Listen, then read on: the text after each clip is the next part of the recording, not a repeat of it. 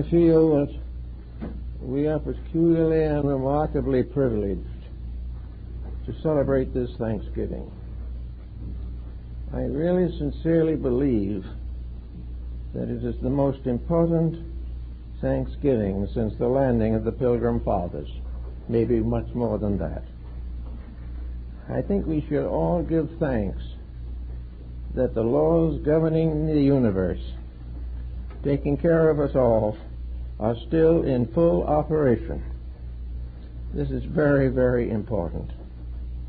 We have long been suffering from certain delusions, but in the last few years these delusions have worn thin, and more folks every day are coming back to the realization of principles. For a long time, the whole world was subject to the narcotics and the mysterious tensions of wealth and fame. We have gradually created a situation in which we have become money addicts. We no longer assemble money or save it. We are ruined and dominated by it. It is like cocaine or heroin. It becomes in itself the only source of a high. And in our civilization, a high is wealth. And as long as we continue to think that way, we're going to come in the end exactly as the narcotic addict comes to a tragic conclusion. We, however, are now seeing a gradual unfoldment of the consciousness of the people. We are gradually seeing values restored, not because most of the executive brackets want these values, but because the average individual is recognizing them as indispensable to his own salvation. The people are beginning to be heard from, and they are being heard in the right direction. Especially in this country, it is not to be heard in terms of violence, but in terms of basic change of policies, basic corrections of faults, basic redirection of habits. And that is very wonderful because it is starting, going now.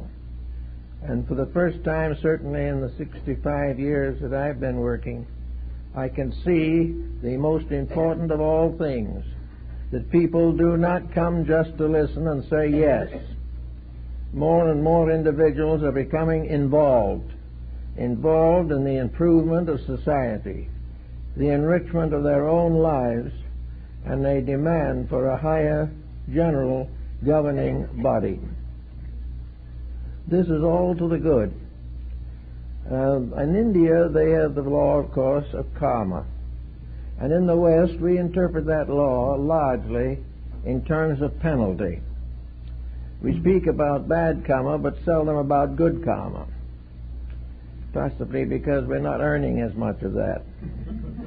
But we also are not fully correct in our interpretation. The real meaning of karma is consequence. It is the result of things. All things have consequences. All causes lead to effects.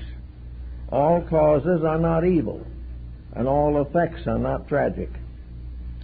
A good cause results in a good effect. Right causes cause right consequences. And we are beginning to realize that we cannot sow weeds and reap a good harvest.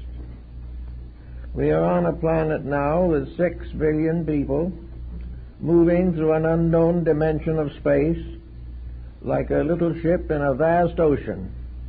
We do not know anything about these other planets other than perhaps their distances or something of their chemical compositions. We have no idea of the life that is upon them, if any.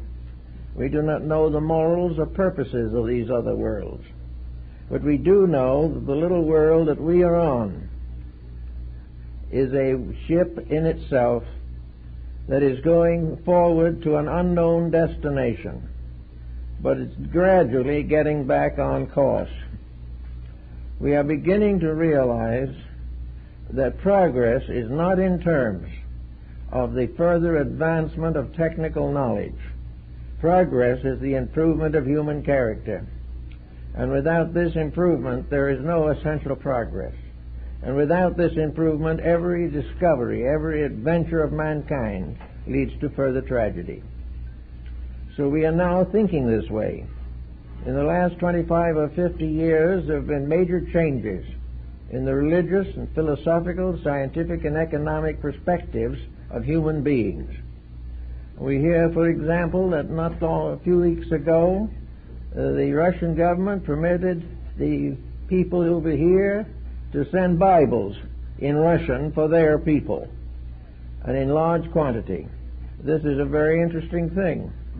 We know, for instance, also that the Chinese people are now returning to Confucius and are allowing missionaries to return from various Christian denominations. Everywhere religion is creeping back. Why? Because these countries cannot exist without it. Without religion, there is no way of directing the human being which is acceptable to his own soul. He can be deceived, he can be variously outraged, but when he is told right, and when he believes in truth, and when he experiences the reality of divine things, he is moved in the proper direction. We also know that with each of the countries of the world there has been a major change in education. Educational facilities are improving, and there has been a great movement coming all around that education, while it should not be theologized, must be given the advantage of proper ethical foundation. Ethics must be taught to children. Morality and ethics have nothing basically to do with theology. They have to do with survival. Survival in a complicated civilization in which dishonesty is destroying itself. We also find grave dislike for entertainment. More and more people wanting something better. Better literature, better art, better music. These things are coming back after a long period of doldrums.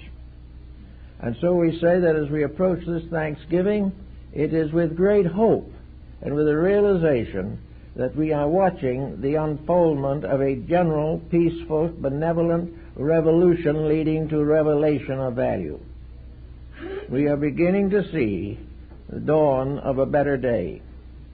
And we know that it will come as it has always come, out of a certain bitterness, out of a sorrow, out of tragedy, out of loss.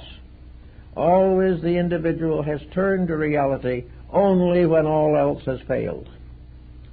As long as he can be selfish and succeed, he will be selfish, catering to the poorer and worser part of himself. When he can no longer achieve his nefarious ends and must be honest or perish, he will choose honesty. For a long time also, in the 20th century, we regarded ourselves as in the vanguard of progress. We were the great people of the world. Every day we had a new invention. Every day we had a new science. We've had one step forward after another upon the economic and industrial level. We created the aeroplane, the automobile. Then came motion pictures. Then came radio and television. And now nuclear physics and many other things coming very rapidly. Each one of these was baptized as a blessing. Each one has become, in proper realization of facts, a curse. We are unable to use what we invent. We abuse it before it is patented. We cannot use anything as it would be normally used for the general good of all. We must put a fence around it and claim it as private property. We are doing everything we can still to maintain this. But one by one, we face facts and values and problems that cannot be ignored. At the present time, we have more wars than we had 100 years ago or 500 years ago. We have constant corruption in every level of society. And this corruption is gradually forcing upon us the realization that profit through corruption is disaster. But as long as the profit continues and the disaster is abstract, things go the same. But after any conditions such as existed in Bhopal and the nuclear establishments there, as we see it now in various countries with their dictators and their policies, when we see everywhere the complete failure of dishonesty, we can no longer condone it.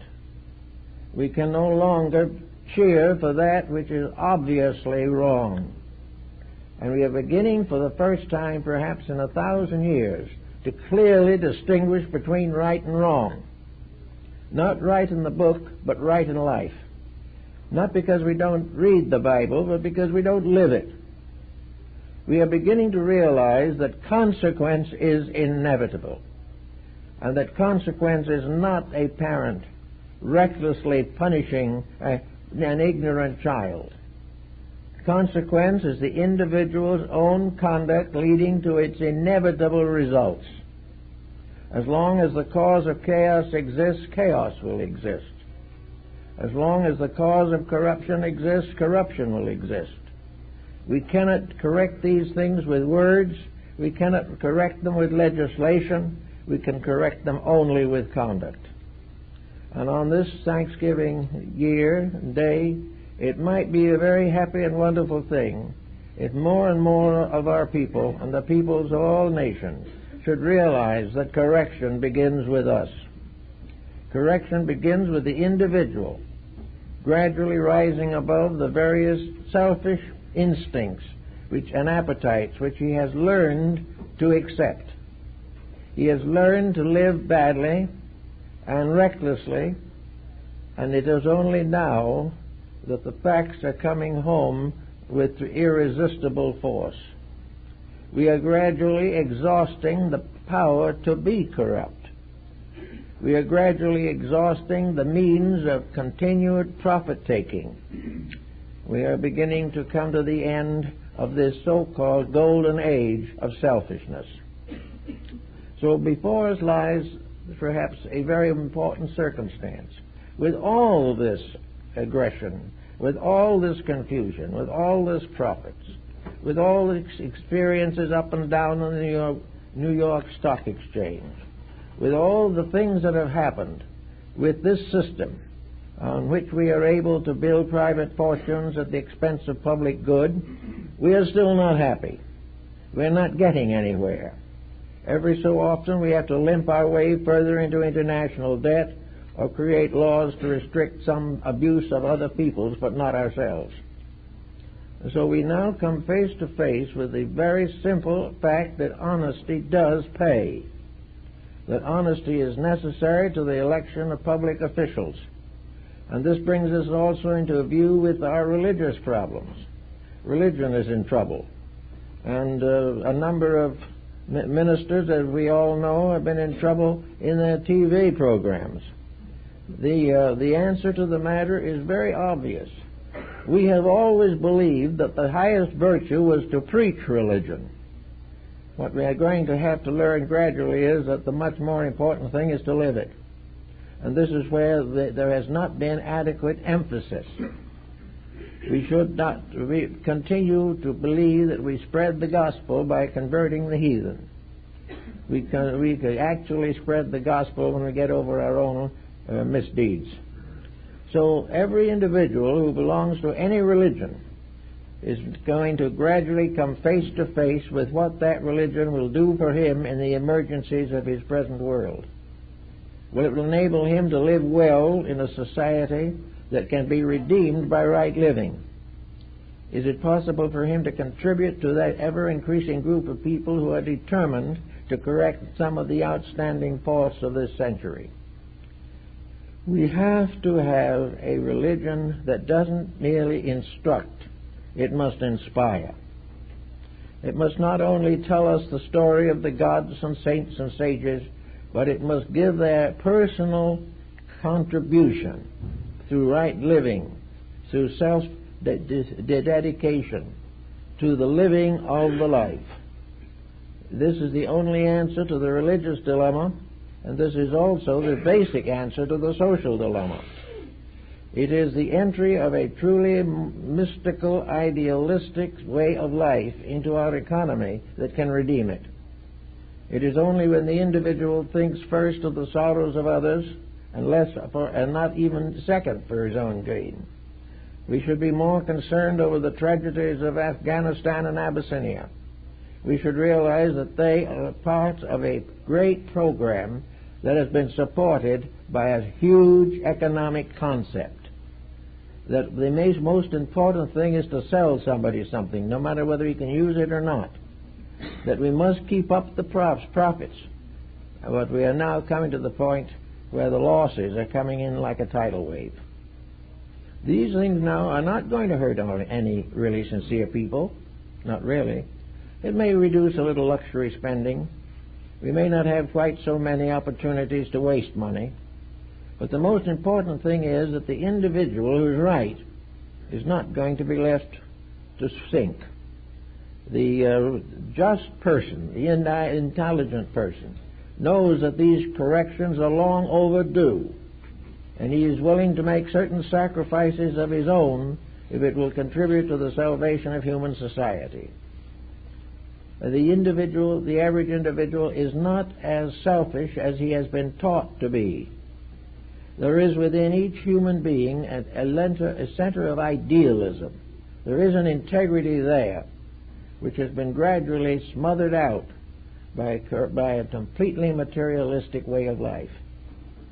Among those factors that have been responsible, we might mention materialistic science. Materialistic science is constantly talking of its contributions to the advancement of society. But materialistic science is the cause of most of the great disasters which have come to us in the last 100 years.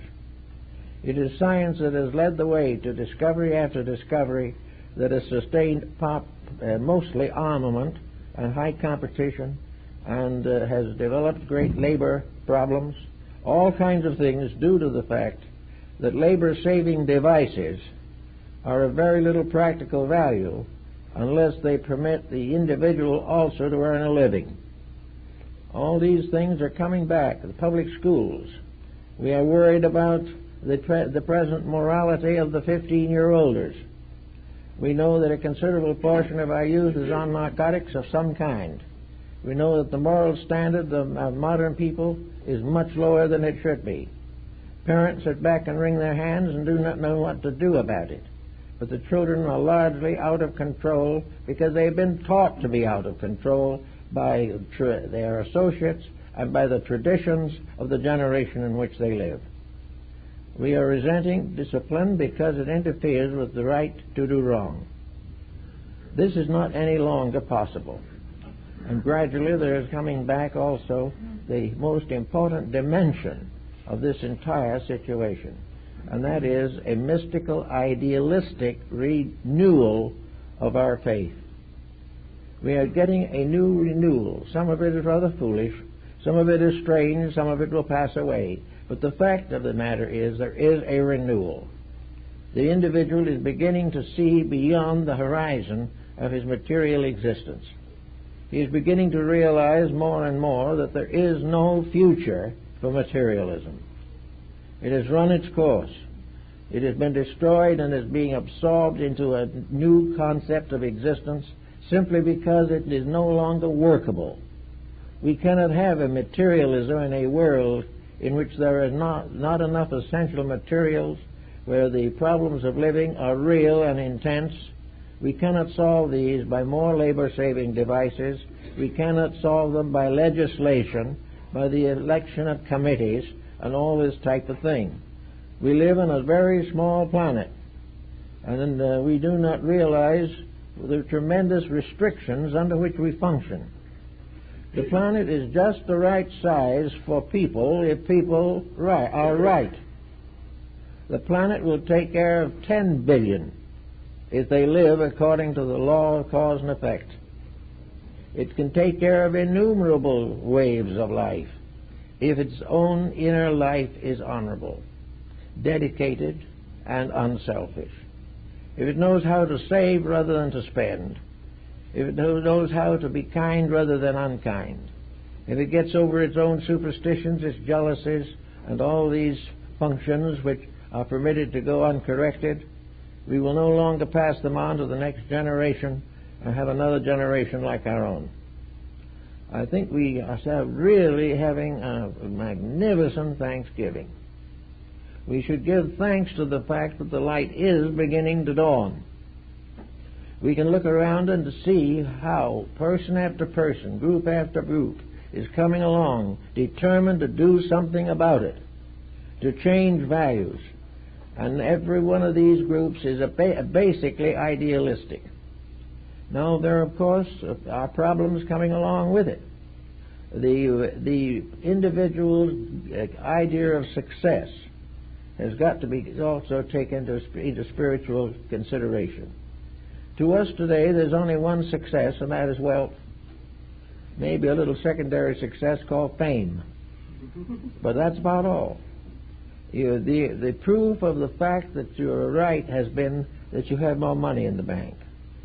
Gradually, this is almost irrefutable evidence that you are not right. Something is wrong. And in religion, we are still problems with the fact that religious groups have become highly involved in the economic situation and having difficulty in extricating themselves. But at the same time, the truth does remain that the final purpose of religion is to help people to live. Religion is to share and to give. And religion is most of all the realization that each human being is part of a responsibility for the survival of the humanity to which he belongs. This type of thing will be a great assistance to us in days to come. There is a Chinese point of view that has been coming up now, both in mainland China and in Taiwan. And that is that there are different kinds of people, each one with his own way of looking at life. There is the poet to whom life is a verse. There is the sage to whom life is wisdom. There is a mother to whose life and to whom life is to bestow life. There are all kinds of people, each one with a different philosophy, ethics, morality, spirituality, but all dedicated to some value. The time has come, as Confucius and Lao Tzu pointed out, when these different values have got to get together. It is no longer possible for the individual to feel that his own particular specialty is of greater importance to the world than anyone else's. That the artist has a responsibility to humanity is evident. That the playwright has a responsibility to humanity cannot be denied.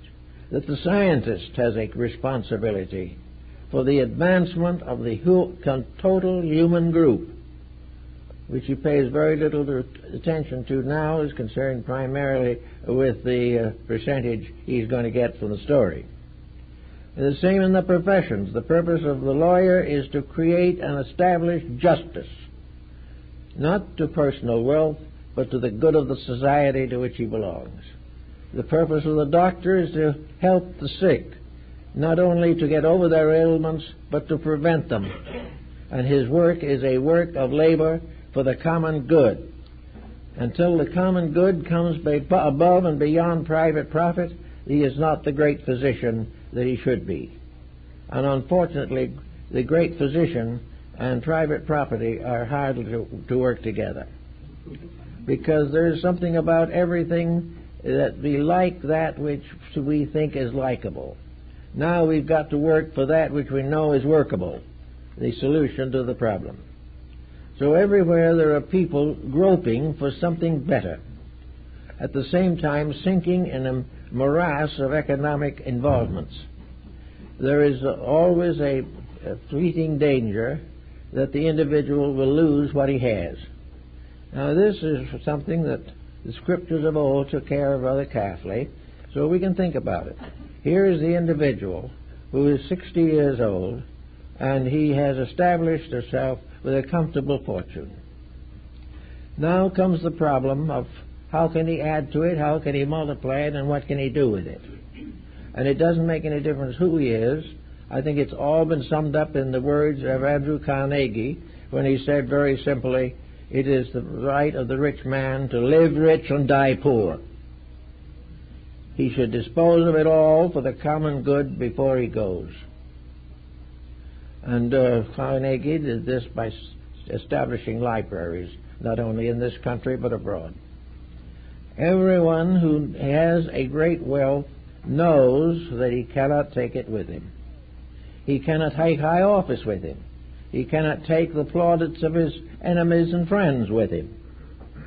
He comes to the time, every human being comes to it, that what he is becomes more important than what he has. This decision can come earlier, and the individual can have a much richer and happier life if he finds this out early. But whether it's early or late, it's forced upon him. The law of cause and consequence steps in. He cannot take out of this world that which belongs to this world only. But he can take himself out of this world if he escapes from the worldliness with which he is now afflicted.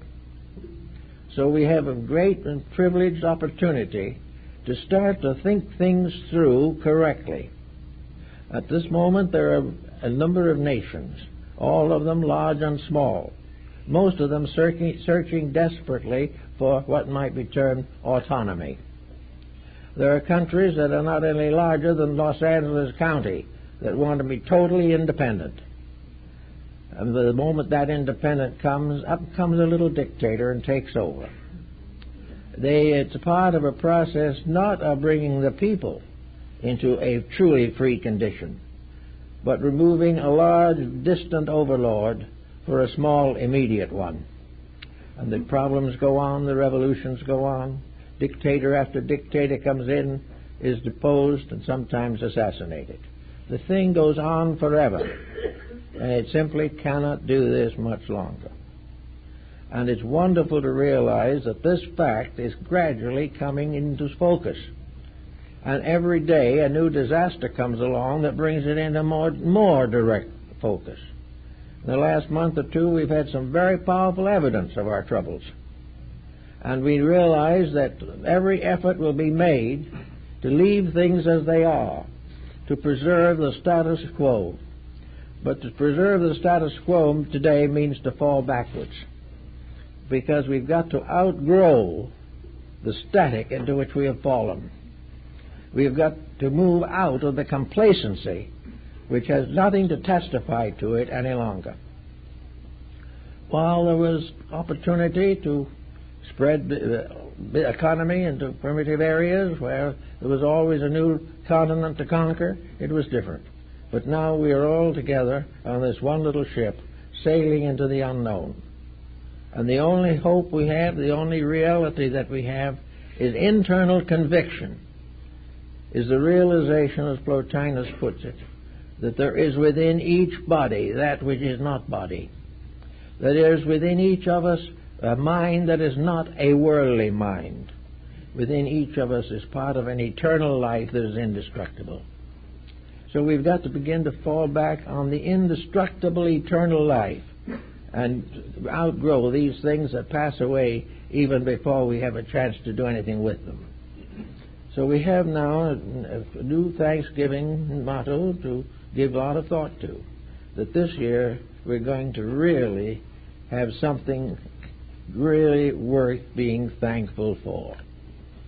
And the things that we want to be thankful for are world peace, economic security, proper education, a workable, practical, applicable religion, relief from all these false usages.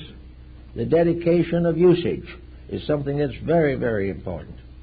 We may have new discoveries every minute. Now, these new discoveries are not necessarily wrong. Some of them may be very right and very good. But a new invention or a new concept of life, which is going to affect large numbers of people, must also be dedicated. The day we invent the machine, we should dedicate it to the common good and not to private profit. When we make a scientific discovery, we should dedicate it to the sick and not to the price of the operation. All of these things, every bit of knowledge we gain, every new device we create, every new thought that comes to us can be of value to all of us if it is a dedicated contribution to social progress. If it is something that we're going to store up in ourselves or sell stock in, no longer will it be of any essential value. The time has come now when the individual, 8 billion of us, have got to work together and stop working each other, as has been the general policy. Now, the quietude of it all is that everywhere we see this happening. Materialism, from the standpoint of popular support, is essentially dead. Scientific materialism is not even mentioned anymore.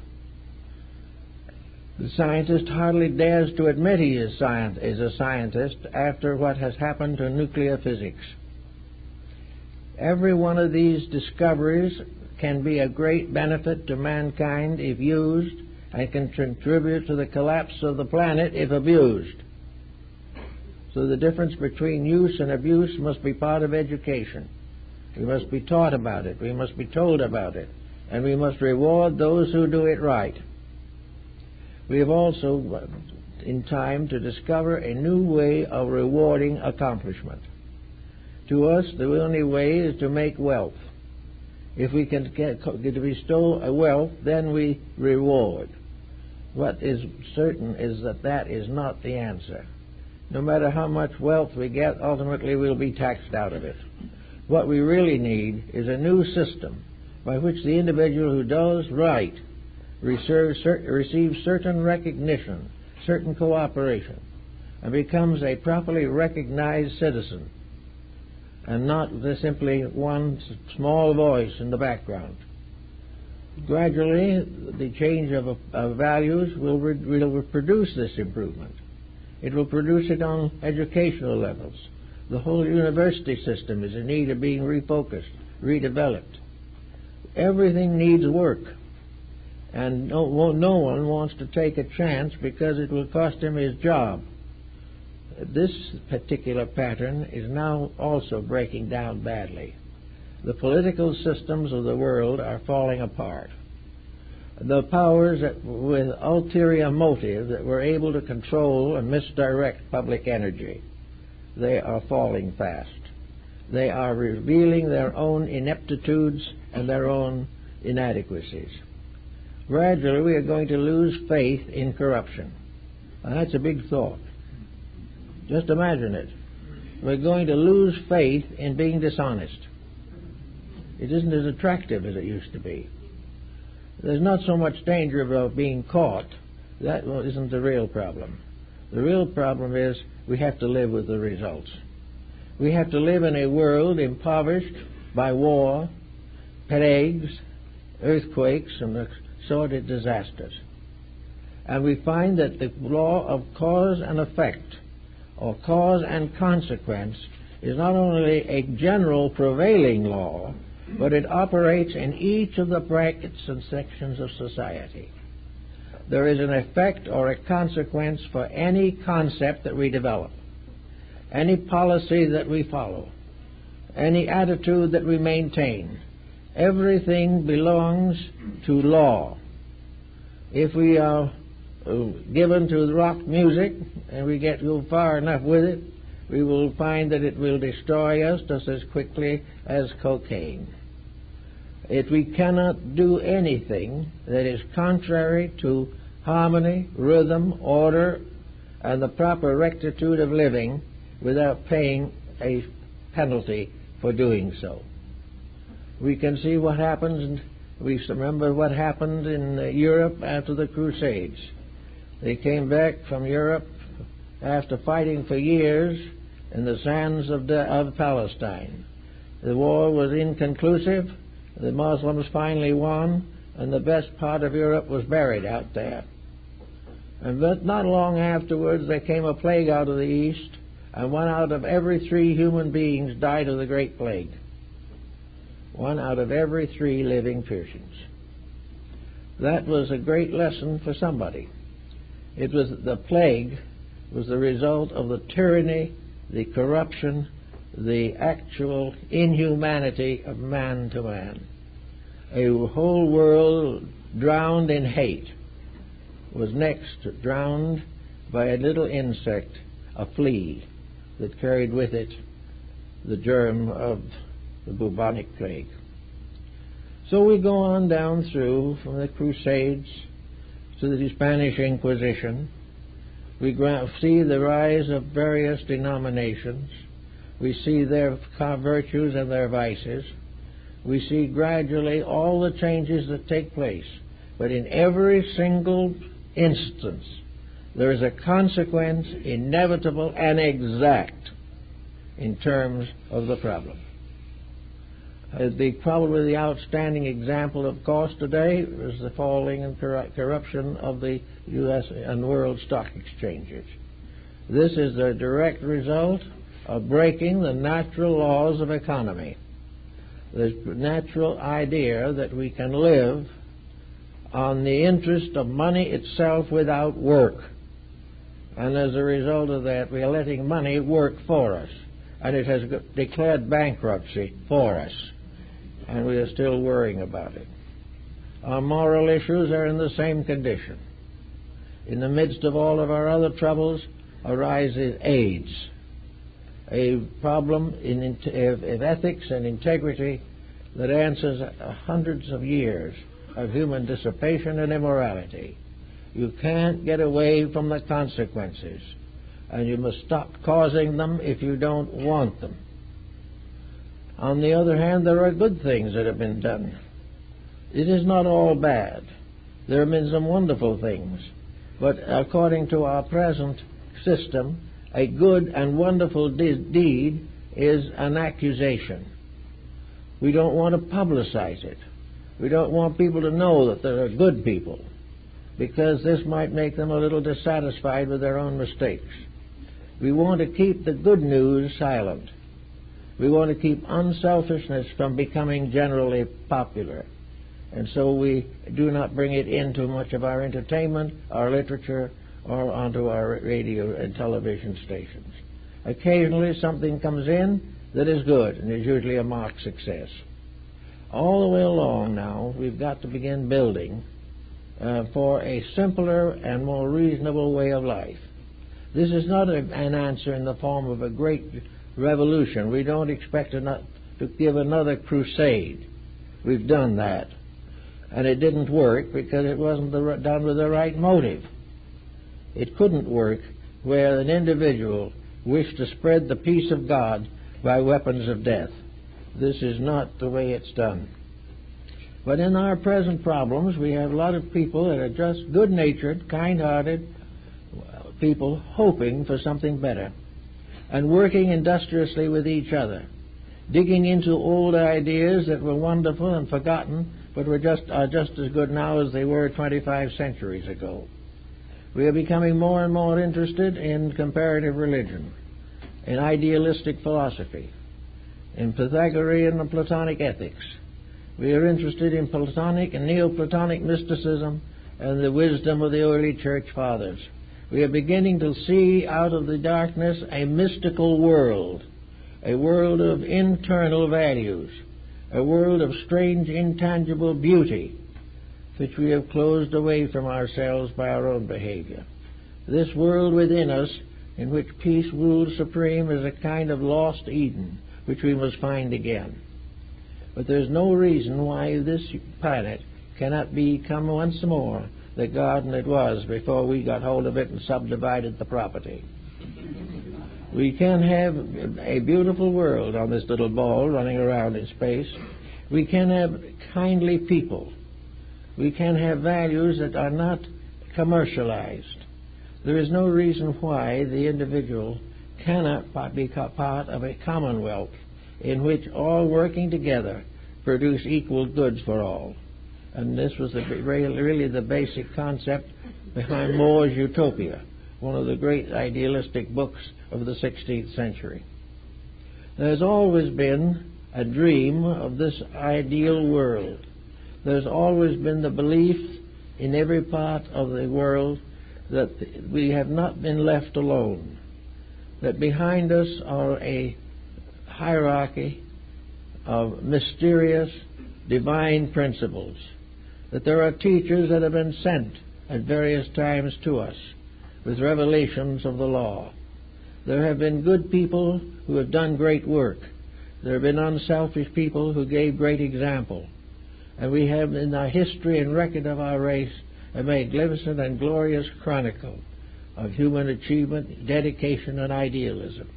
These things have been forgotten, but all of a sudden they are remembered again. When Thomas Taylor, in the early years of the 19th century, was working on his translation of the theology of Plato, he was only able to print a handful of copies. He was poor, and one or two people helped him to get a few copies of this magnificent work of Proclus on the theology of Plato. No one was interested in Plato's theology. No one cared anything about Neoplatonism. To many, Buddhism was a heathenism. No one really meant anything. But within the last 5 years, the works of Proclus are being reprinted, and they're very massive. All the great translations of Thomas Taylor from the Neoplatonist and Platonic philosophies are coming back into print at very, very substantial prices. The belief in better literature is coming back. The great works of the past are being reprinted almost as rapidly as new things that come out, because we are beginning finally to realize the value of experience. Lord Bacon pointed out that experience and tradition are part of the basic value which we have to use in the discrimination of a philosophy of life.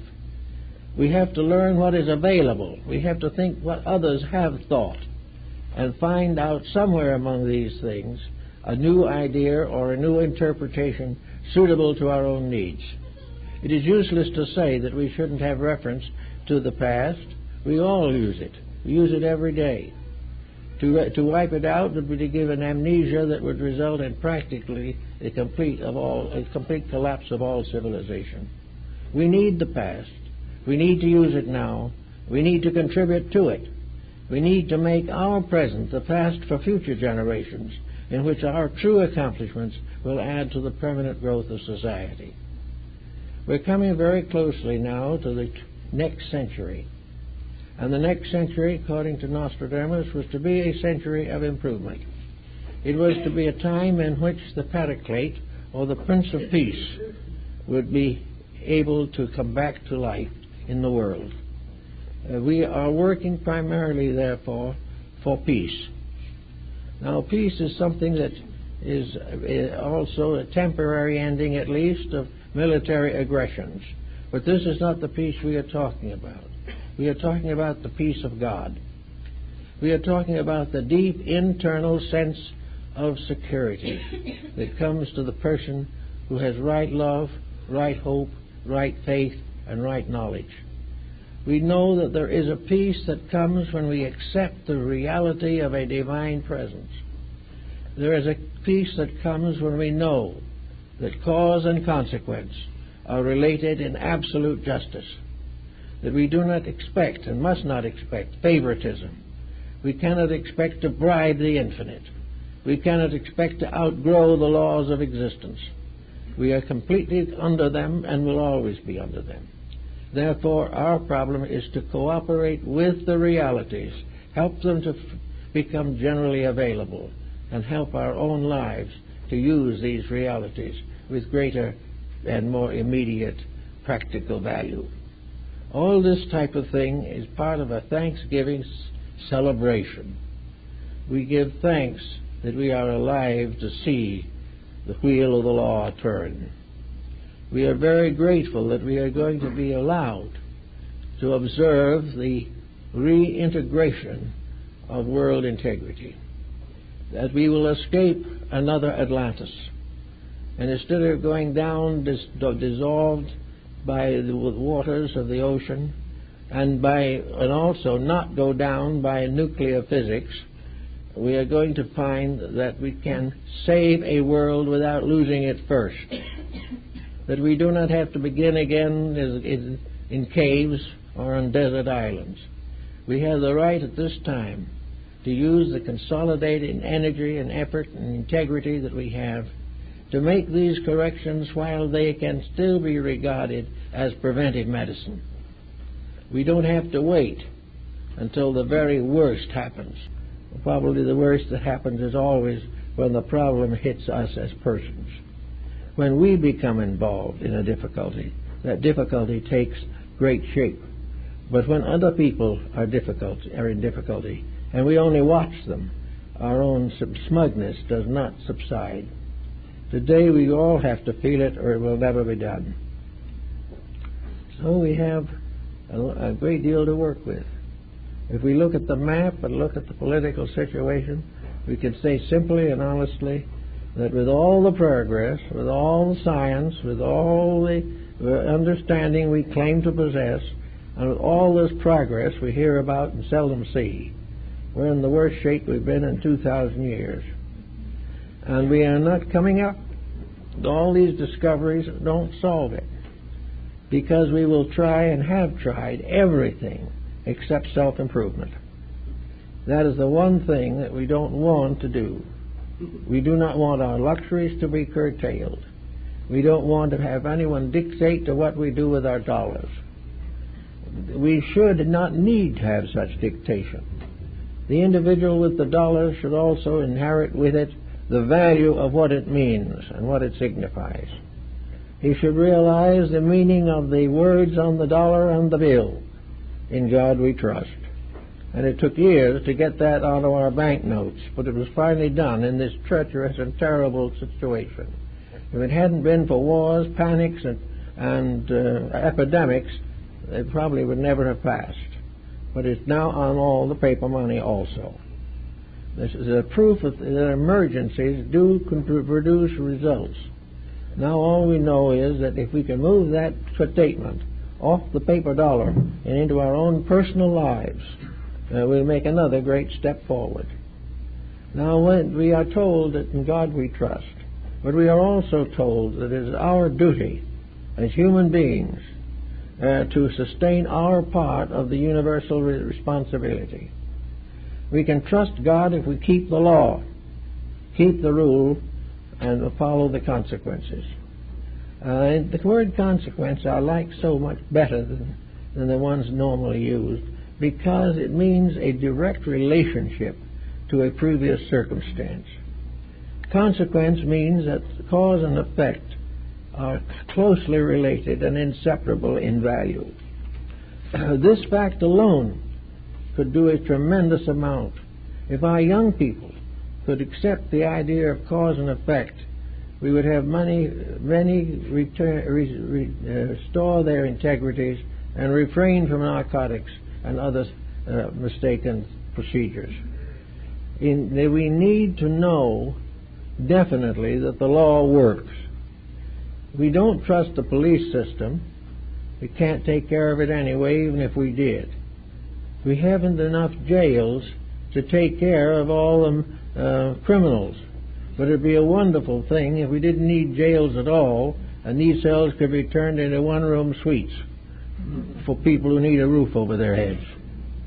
No gods, but a garden. But this is a type of thing that has to be given thought to. Now they'll say there will always be people who are incorrigible. There are always people who will not do what is right. But these people also are a consequence. They have been caused by something. The average person who is wrong is a product of a system which is basically wrong. The individual who has not the courage to stand for principles and truths has already been betrayed by circumstances over which he had no control, or for which he was not strong enough to cope. All the problems that we have today, most of the problems of crime, have as their proper natural cause the nature of the civilization in which we now live. Improve the general life of people and you will reduce crime. Improve the general life of the individual and we will reduce crime. Give children proper training, proper religious insights. Give them the realities of McGuffey's Reader, and get them off of some of the books that are now sold under the counter. And we will find that young people improve. We know that young people are now organizing in many places in an effort to combat problems that are peculiar to their age groups. They want to get out of it. They want to get well. And they should become part of a vast program. It's not a case of nations trying to understand each other's and preserve the corruption. Each nation determined to do as it pleases, but all others should change. This is not any good any more than it is for the individual. The problem is that we are going to be squeezed, and this squeezing will keep right on. And there will be more exposés, and there will be more epidemics, and there will be more earthquakes, and there will be more unemployment, until the individual realizes that there is a cause for all these things, and that this cause is correctable. But it is only correctable if integrity takes the place of ambition and personal wealth. If we can realize that at all times civilization is in our own hands, we are the ones that made it, we are the ones that are ruining it, and we are the ones who must rebuild it. When our first fathers came over here, we found the Indians were here. And the Indians were invited to some of the early banquets for the celebration of Thanksgiving, and everybody felt pretty good about it. But when it came here, the Pilgrim's Mayflower, first voyage, was also bringing with it most of the bigotries of Europe. It was bringing with it the same poisons that had made Europe unlivable. This whole Western Hemisphere came into power, came into prominence, and became the garden spot of Earth by the circumstances of Europe. Over there, things became impossible. Vice was rampant. Petty nobles were killing off their people in futile warfare. The 100 Years' War, the 30 Years' War, the 10 Years' War. No hope. Nothing for the average citizen to look forward to but slavery. No religious tolerance. You either belonged to one or two groups in each country, or you were in trouble. The neighbor determined your religious belief. If you didn't agree with the rest of the community, you were ostracized. There was no freedom of faith, no freedom of worship, no recognition of values beyond or behind the jots and tittles of the sacred writings. And when they came over here, what did they do? They brought it all with them. They hardly got settled before they threw out Roger Williams for nonconformity. And he went down and started the smallest state we have, Rhode Island. But these people who came over here brought their bigotries with them, their intolerances. They were escaping from a foreign yoke and then imposing another one upon themselves. And the history of the early settlements in this country are miniatures of the situations in the old country. They are small groups, each striving to maintain its own isolated purpose, each one in competition to all others, each one determined to convert or condemn anything that didn't agree with them. And finally they got together and turned their attention to destroying the dignity of the American Indian nations. So we brought it with us, and we're going to keep on having it, because this type of sickness is like the mysterious problems of the bubonic plague. During the plague, a great many people, to escape the plague, got on ships and went out to sea to be away from the plague. Most of them took the plague on the ship with them, and they all died together, and the ships were derelicts floating on the sea for a century. Everything was about the same. Now we are in danger also of this mysterious germ that has affected us, this germ of economic inevitables. Everything must make money. Everything must be profitable. Everyone must support what he likes, but what is necessary he has nothing for. Also, he is determined in any way possible to perpetuate this system. He does not even think of improving it because he doesn't know how he should improve it. His schooling never taught him. His university never taught him. He was always taught to conform. He was taught to follow the leader.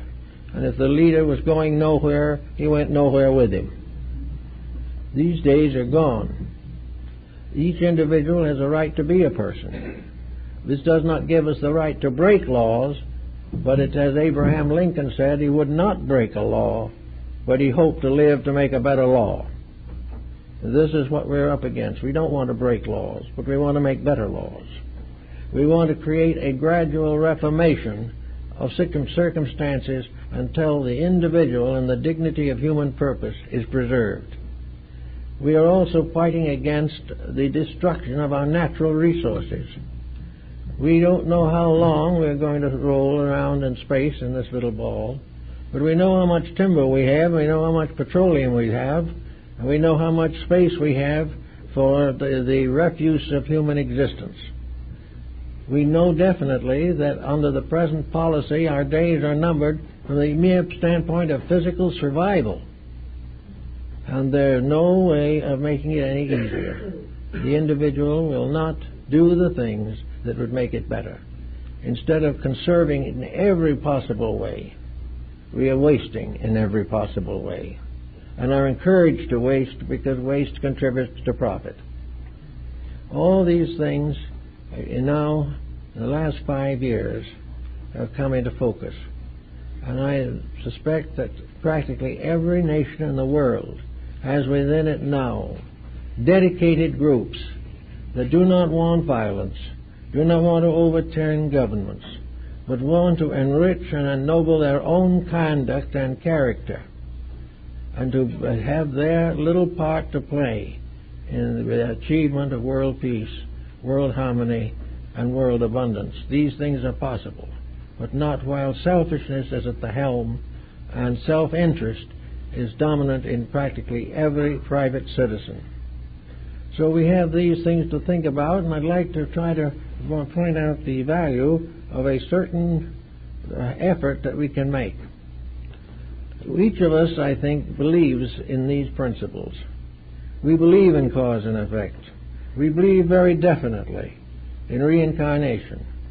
We believe very definitely that there is a reason for our existence and that we are going somewhere. And we know that no matter what we do, we cannot be annihilated. That is, that the eternity in ourselves is indestructible. But it can be perverted. It can be restrained. It can be damaged. It can be hurt by the conduct of the mind and the emotions and bodily habits.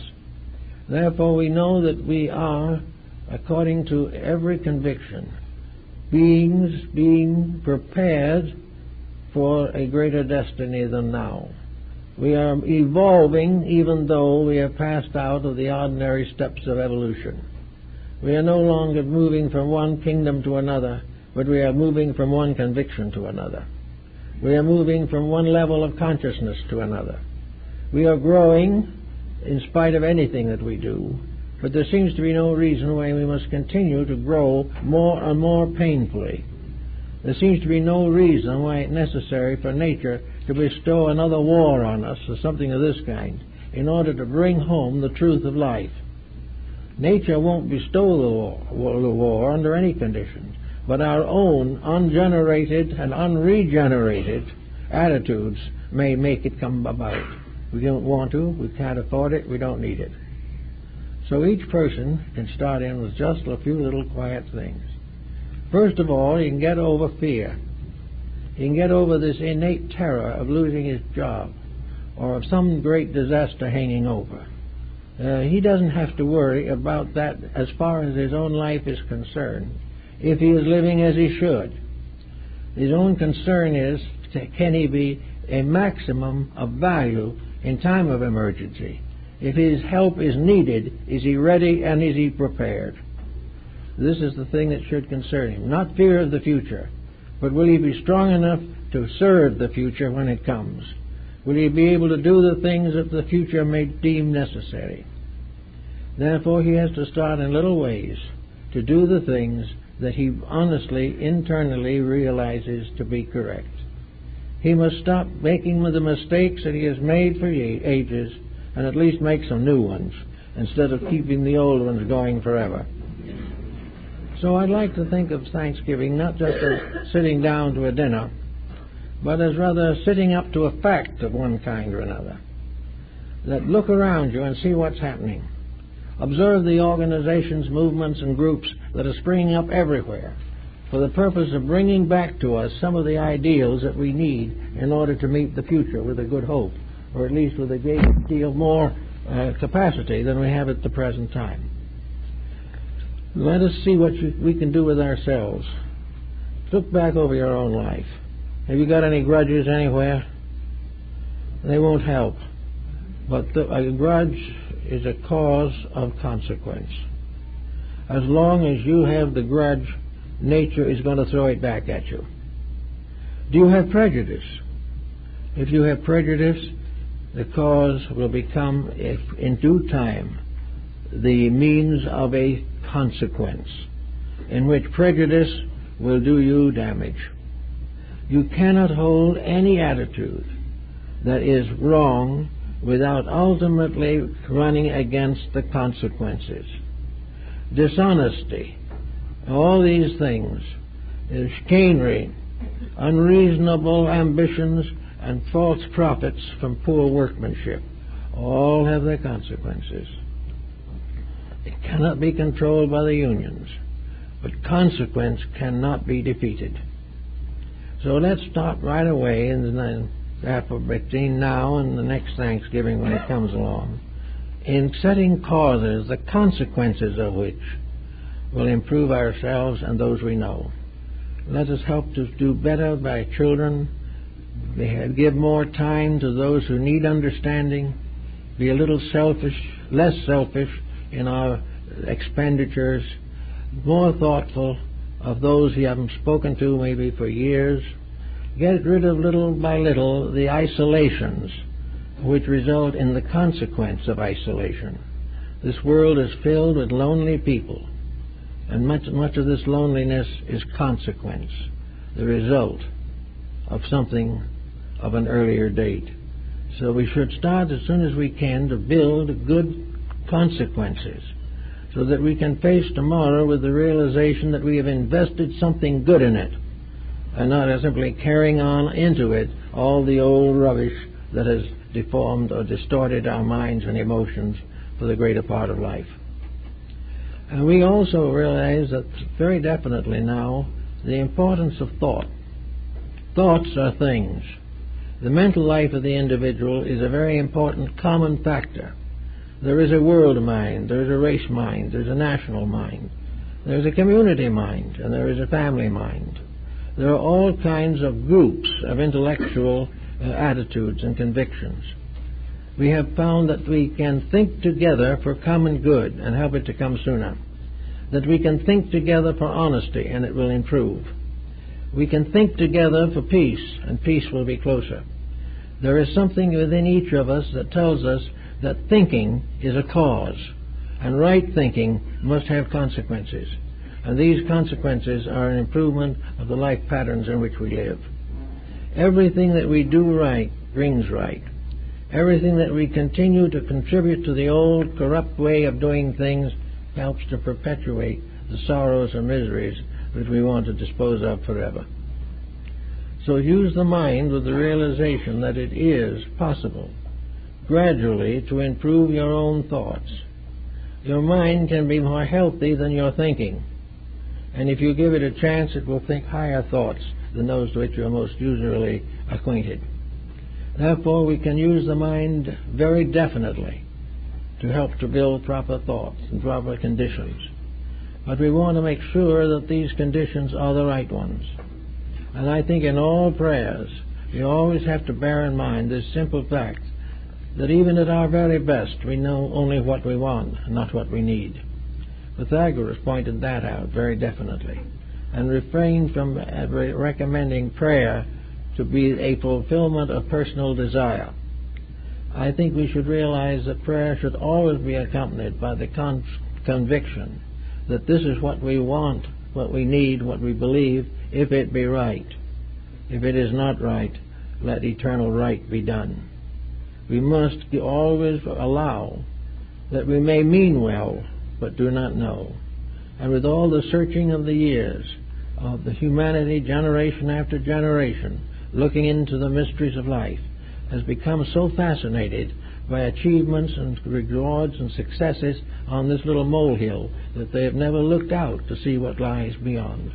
They have never taken into consideration what might be out there, which is the cause of us, which is the reality of us, and which in some mysterious way continues to lead us, whether we will or not. There's something there, and we may have the realization within ourselves that that something is good, that something is right. And the proof of it is that we've been doing wrong for ages and it hasn't worked. We keep on making the same old mistakes and we get into the same old troubles. So that obviously isn't the answer. We can't bluff our way into peace or contentment or prosperity. But we can unite in the dream of a better world. The best kind of a world that we know. The best kind of a world that we can understand. Where there will be neither poverty nor crime. Where there will be peace and friendliness and a cooperation in which we shall live together for mutual good. In those days we will have opportunity to become better people. Most of our energies and resources today are devoted simply to survival or to the maintenance of some little standard we have created arbitrarily. We are working forever for something we can't take with us. We are working for dollars and forgetting the inner life with its needs. The inner life does not need expensive physical things. It needs dedication. It needs the realization of the importance of inward realization of right. All over the world we have beautiful groups of people working on these things. We have groups of people in every religion, but the religions are also in bad condition. Religions have taken it for granted for some unknown reason that their major purpose was to convert somebody. That if they could convert someone, it was perfectly right to do so. And that a non-converted person, an individual who doesn't see it their way, has no right to exist. This type of thinking is still bothering us quite a bit, in some parts of the Near East especially. But with all this type of thing, mysticism is increasing. It is increasing because it is in every religion. It is a level of conviction.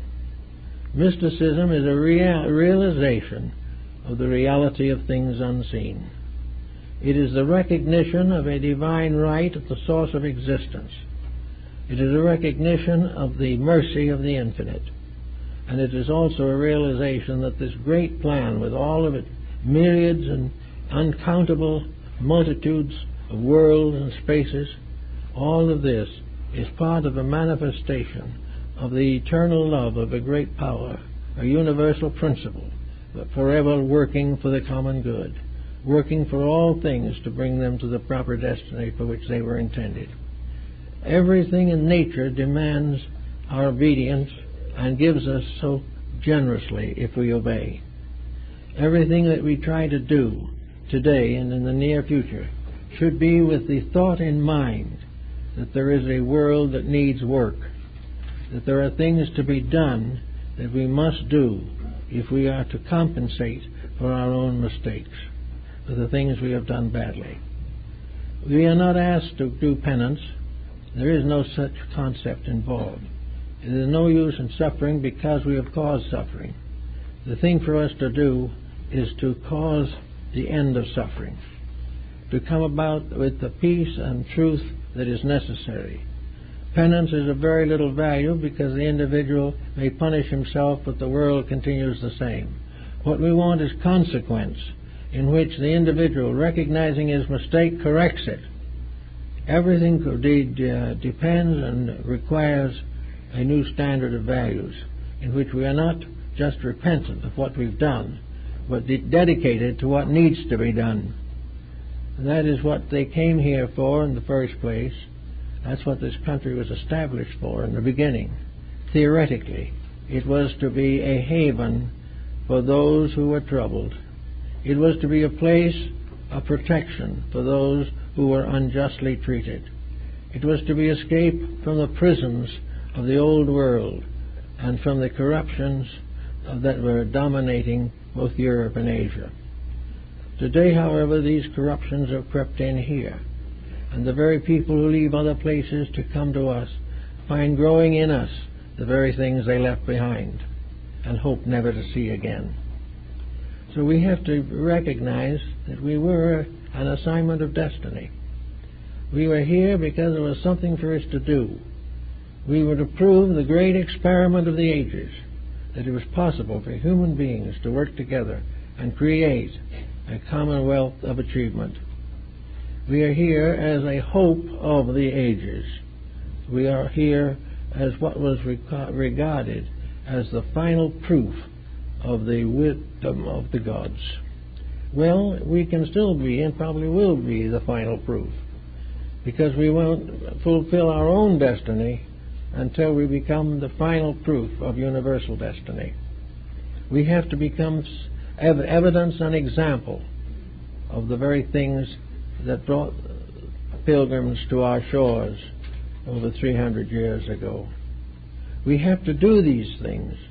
We have to begin to build this world to be what it has been hoped, that it would be the hope of the ages, that it was to be the place where suffering ended, where all things were fair and just and equitable. And we have sort of slipped away from this thought. We've found a prosperous country where we could make a few extra dollars, and here we go. Well, within reason, we can go.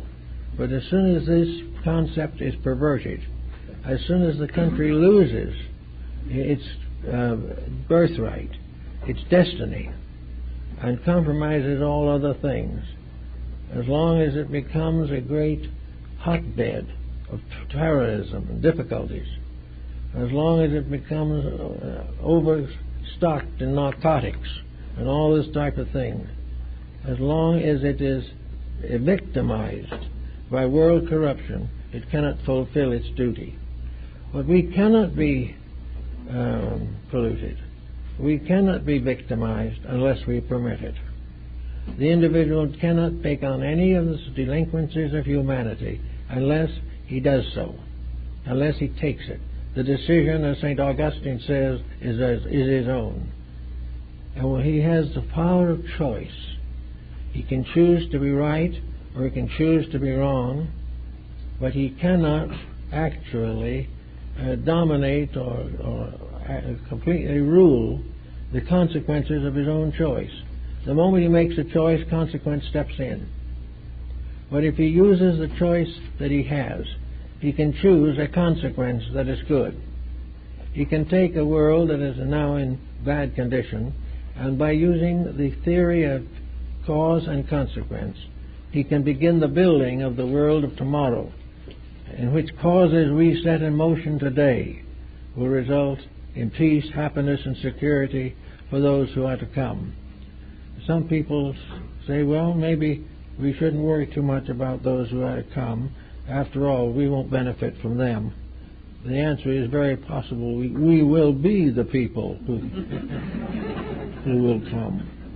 We may return, and we may find the bed we have made waiting for us. And we'd like to have it a nice, comfortable one.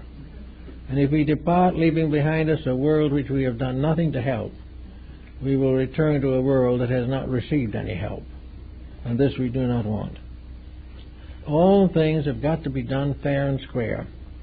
And the Pilgrim Fathers, as far as they went, were fair and square. But they were also square-toed and very puritanical. That doesn't help much. But it is the opposite of it. Complete lack of discrimination or control is no good either. The control comes from the heart, and is rationalized by the mind and is distributed by the hand. These working together give us a better world, and are things we look forward to with great hope. Now, for dinner on Thanksgiving, I suppose most of you will have some indigestibles. This is going to... And you so be prepared for the consequences of minor overindulgence. But at that time also have a little dedication somewhere in connected with it. That it is through the grace of Providence that we are here. That we are here to celebrate anything. It is only our own good deeds that are keeping us going, and we must not forget to use them. And also that we should make a kind of dedication in ourselves that when we meet again next year, the world will be another step towards peace. That in one way or another things will happen, and we will grasp every opportunity to make a better world, and by so doing build a better destiny for ourselves and our children. These things have to happen, and I think it's wonderful to look and see them happening. And when we see it, it looks a little sad for a moment. I'll grant that. It looks sad to see what happened to the stock exchange. It looks very sad to see what happens to AIDS.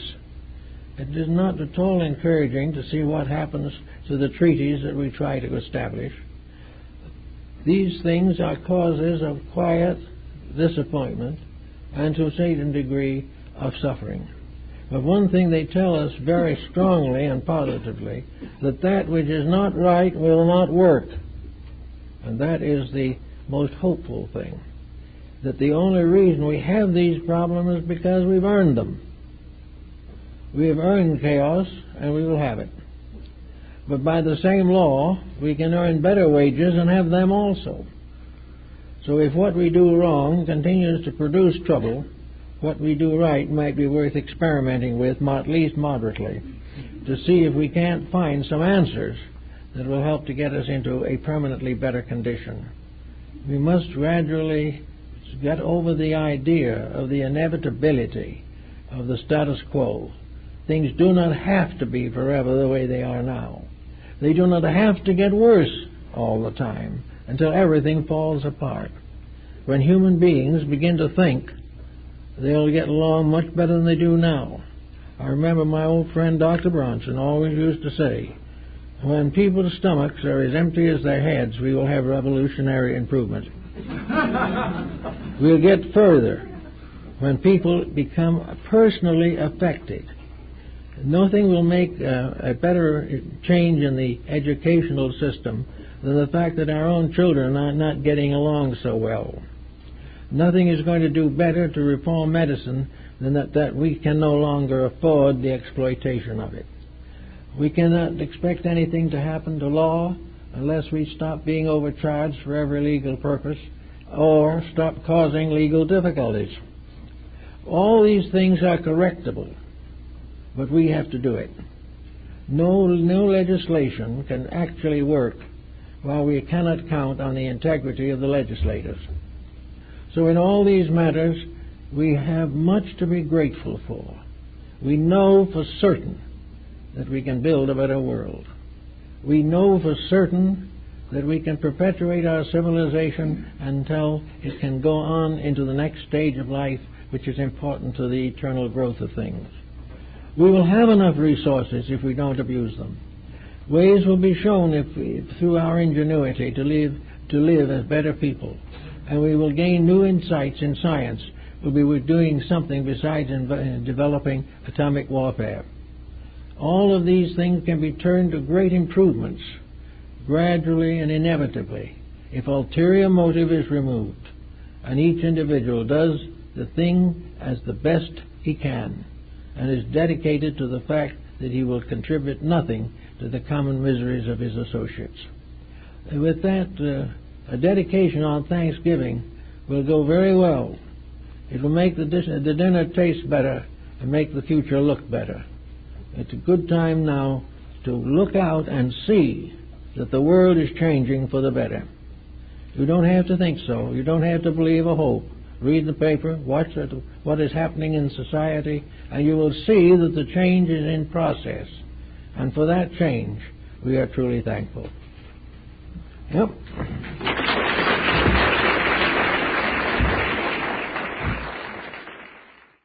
I've been working, I can see the most important of all things, that people do not come just to listen and say yes.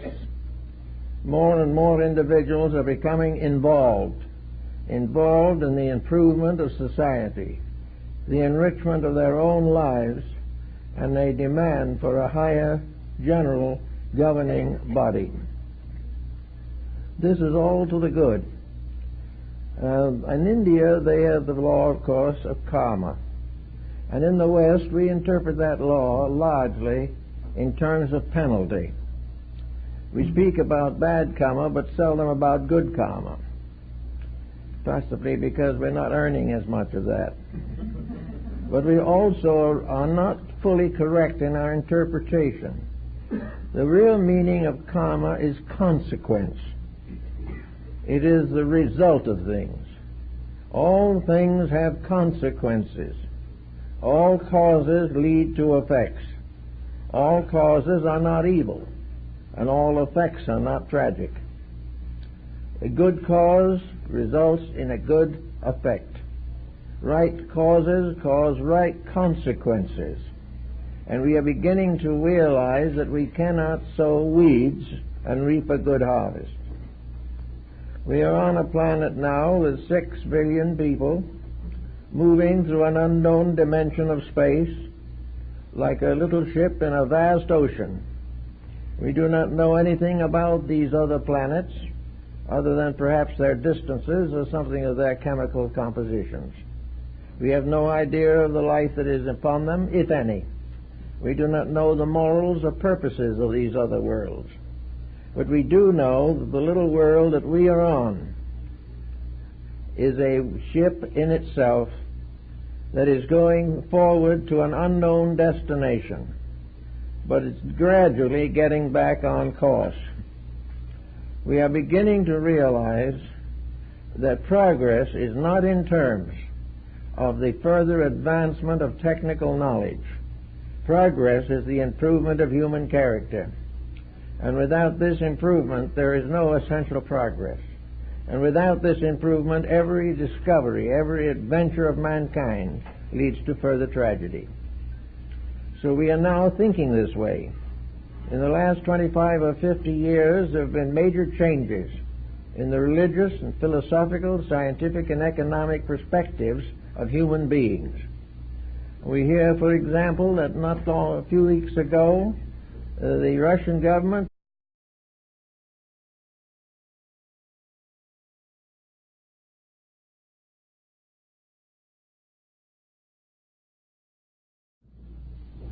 I feel that we are peculiarly and remarkably privileged to celebrate this Thanksgiving.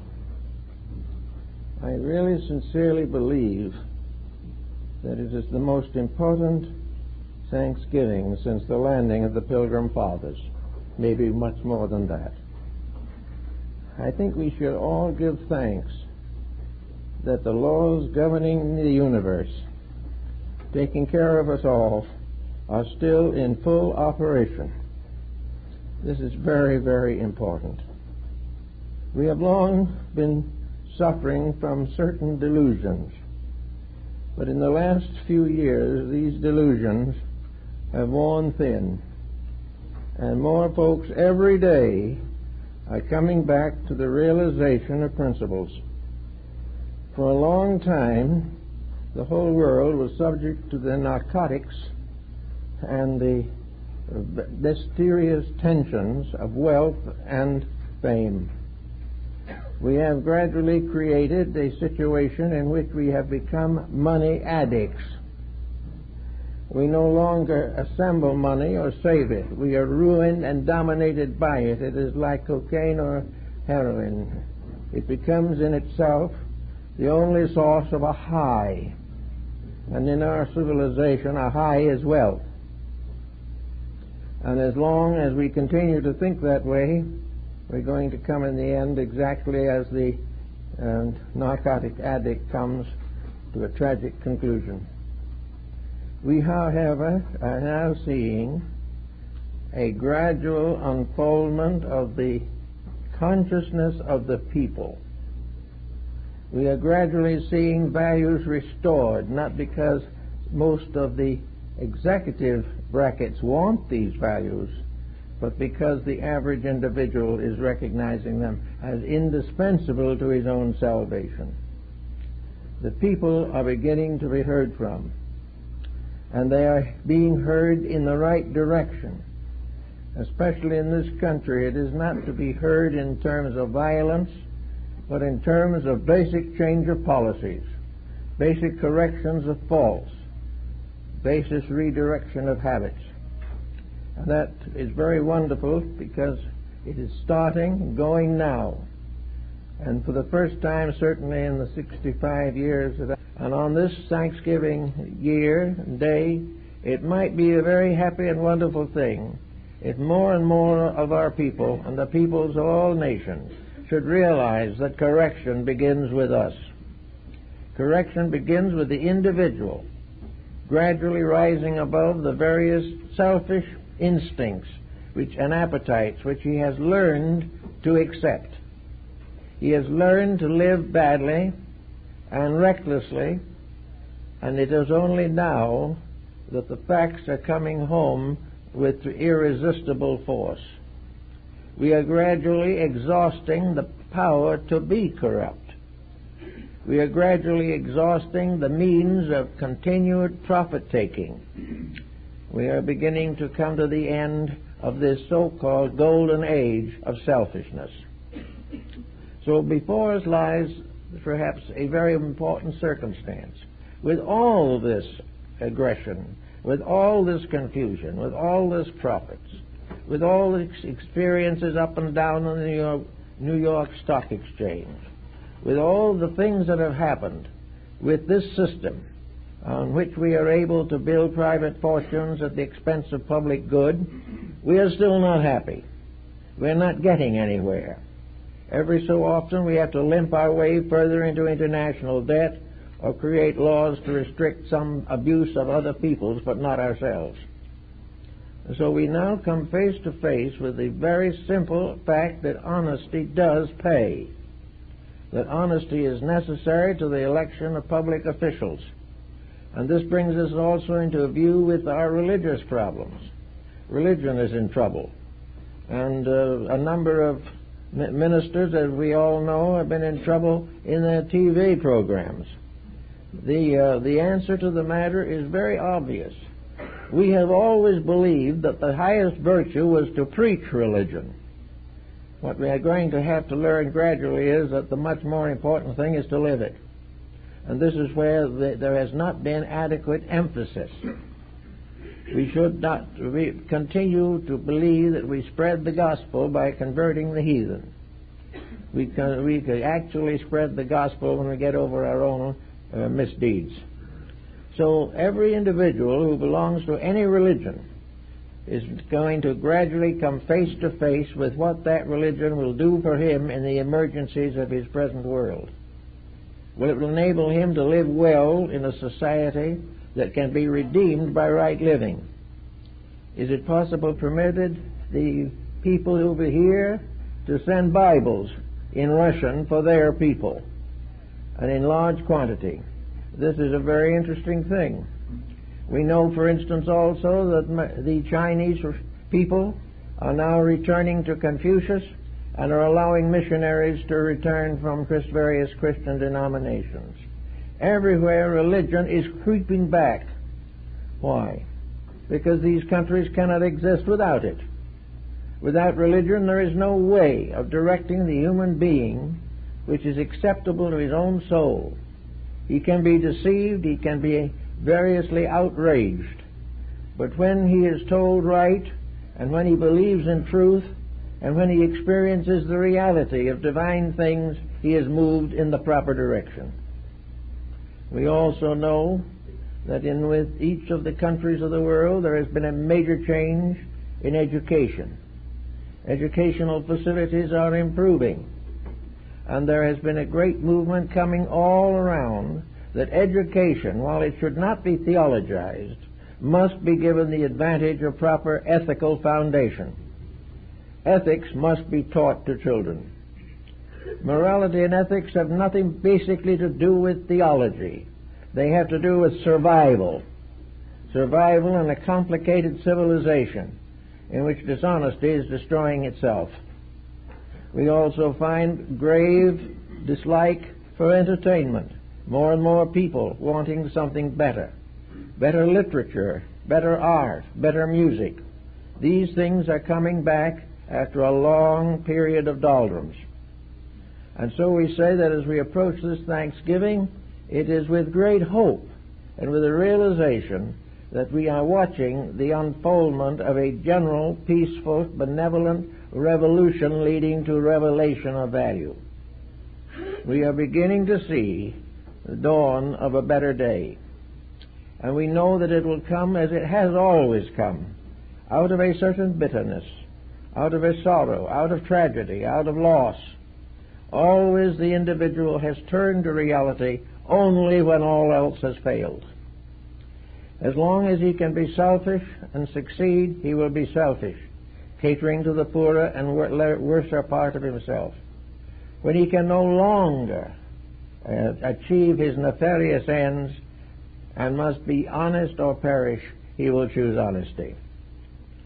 For a long time also, in the 20th century, we regarded ourselves as in the vanguard of progress.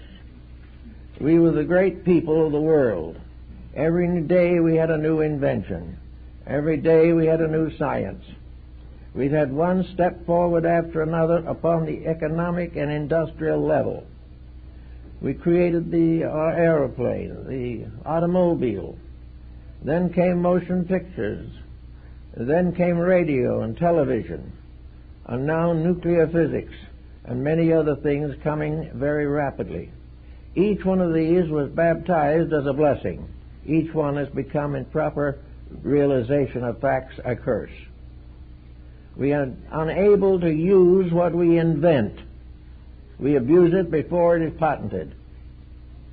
We cannot use anything as it would be normally used for the general good of all. We must put a fence around it and claim it as private property.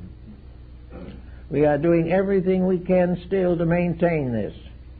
But one by one, we face facts and values and problems that cannot be ignored. At the present time, we have more wars than we had 100 years ago or 500 years ago. We have constant corruption in every level of society. And this corruption is gradually forcing upon us the realization that profit through corruption is disaster. But as long as the profit continues and the disaster is abstract, things go the same. But after any conditions such as existed in Bhopal and the nuclear establishments there, as we see it now in various countries with their dictators and their policies, when we see everywhere the complete failure of dishonesty, we can no longer condone it. We can no longer cheer for that which is obviously wrong. And we are beginning for the first time, perhaps in 1,000 years, to clearly distinguish between right and wrong. Not right in the book, but right in life. Not because we don't read the Bible, but because we don't live it. We are beginning to realize that consequence is inevitable, and that consequence is not a parent recklessly punishing an ignorant child. Consequence is the individual's own conduct leading to its inevitable results. As long as the cause of chaos exists, chaos will exist. As long as the cause of corruption exists, corruption will exist. We cannot correct these things with words. We cannot correct them with legislation. We can correct them only with conduct.